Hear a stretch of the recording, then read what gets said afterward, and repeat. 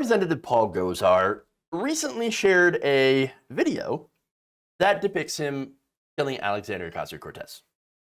So I'm not going to show you the video. It's basically the theme of a Attack on Titan, but like edited. And so I'm going to show you just a screenshot of it here of the scene. So I know that's a bit hard to make out, but apparently that shows Paul Gosar swinging around to,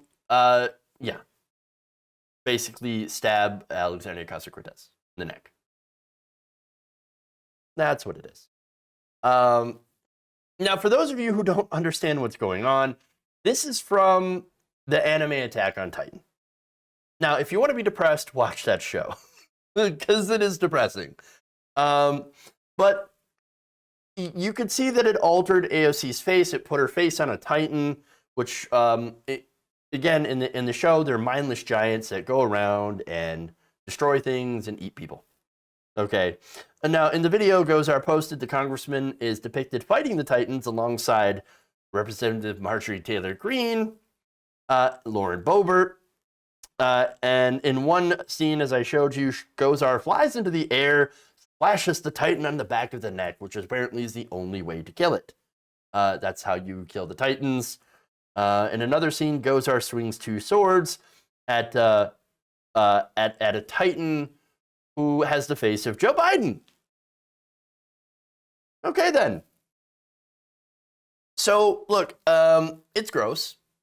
Okay, it's gross because you're essentially saying political violence. We need to take down the Titans, which is ironic, portraying AOC as a Titan when she barely has any power as a freshman congresswoman, especially one who was to the left of the Democratic Party. But nonetheless, it goes out there and it glorifies violence.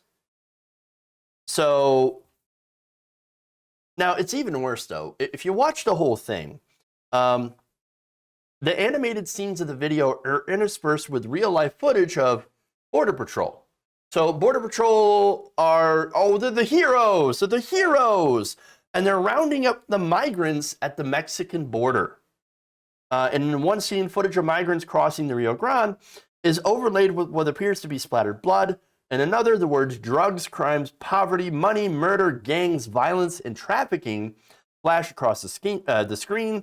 The video also features shots of Gosar, the Capitol, and migrant caravans. So, the whole thing is just filled with disgusting racist imagery and, of course, the glorification of political violence. Not a surprise. In fact, look, by the way, this is not an accident. This is by design. They want political violence. The far right wants to be violent, and they are violent. That's it.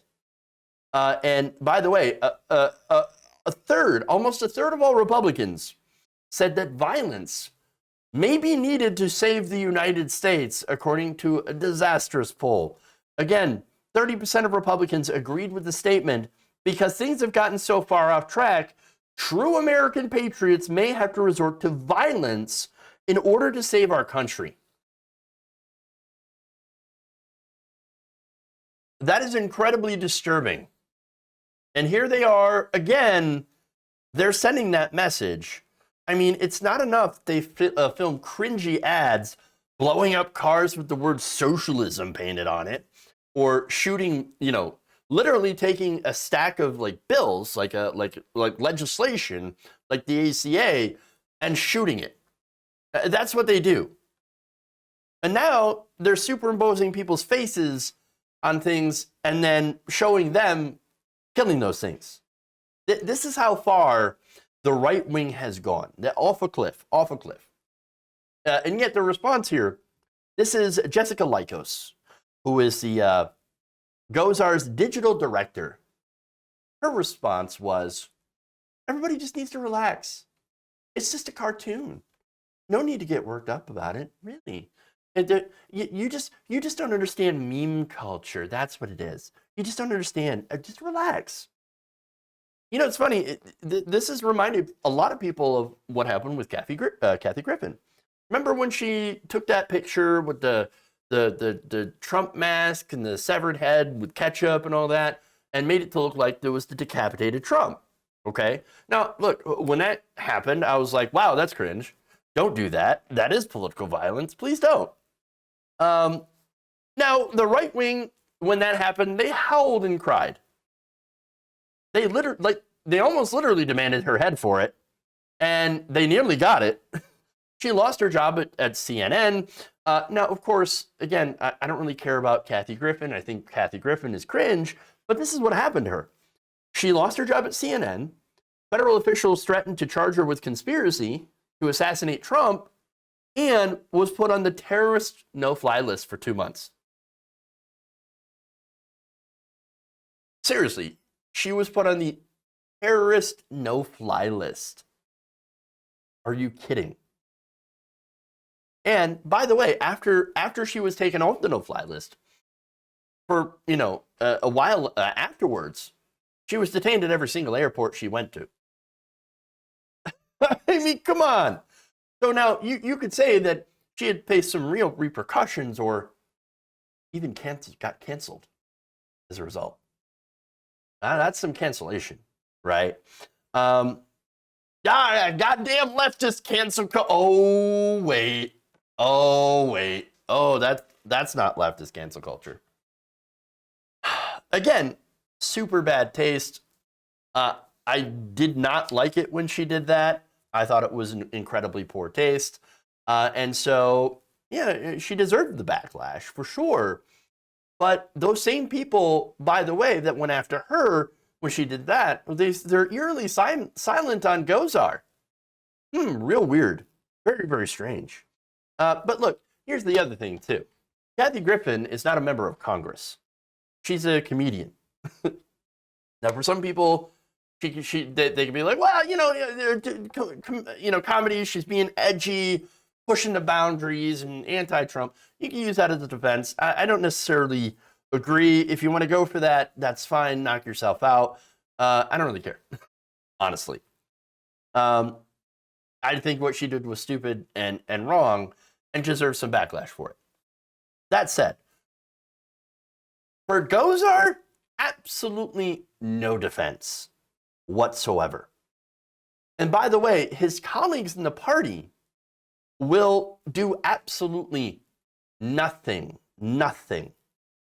Because at the end of the day, they agree and they support this violence. Now, AOC was quick to point that out, by the way.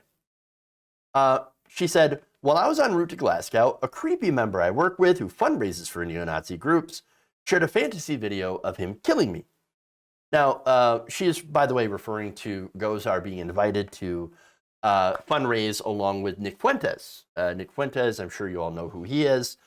He's this America First founder, and he's a white nationalist, basically. And, well, she also added that he'll face no consequences because the GOP leader, Kevin McCarthy, cheers him on with excuses. On Monday, well, back to work because institutions don't protect women of color. She then added in another tweet, remember when Ted Yoho accosted me on the Capitol and called me a fucking bitch? Remember when Marjorie Taylor Greene ran after me a few months ago screaming and reaching? Remember when she stalked my office the first time with insurrectionists and people who looked inside? I remember. Average Farm remembers. But then added, this dude is just a collection of wet toothpicks.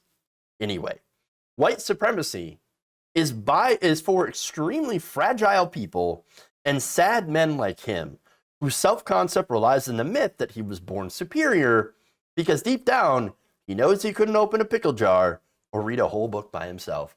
Oh, goddamn. Oh, goddamn. That's so good. I love that tweet. Twitter itself flagged this tweet with a public interest notice for violating Twitter's hateful conduct policy. And so it's still up. You can see it, but it's got this notice on it. But here's the thing. This is what lefty women in Congress have to go through. They go through harassment, hatred, threats, attacks in their life.